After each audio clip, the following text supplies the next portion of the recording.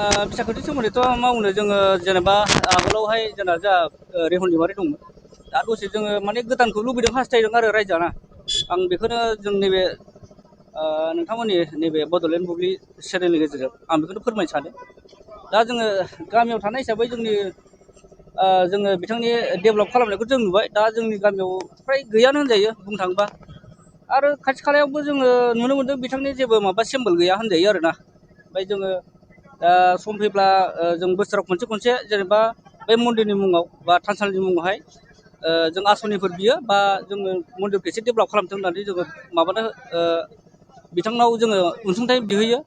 थ' दासिमबो जों बेबायदि मोननो हायाखै आरो दा जों बेखौनो एसे दुखु मोनो ओंखायनो जोङो गोदानखौ जोङो लुबैयो आरो औ जोङो दिपेन बर' सारखौनो सापर्ट खालामो आरो दा दसे आरो जोंनि नैबे सेन्टारखौ नायोब्लाथ' जोंहा जेबो माबायानो गैया नै दा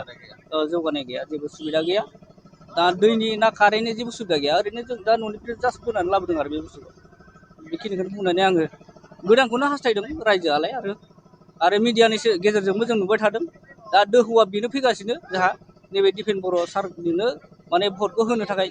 गासिबो लाइमोन सेंग्रा सिख्ला बोराय बुरै गासिबो बिदिनो सिउर माने रेडि जानानै दं आरो आं बेखिनिखौनो बुंनानै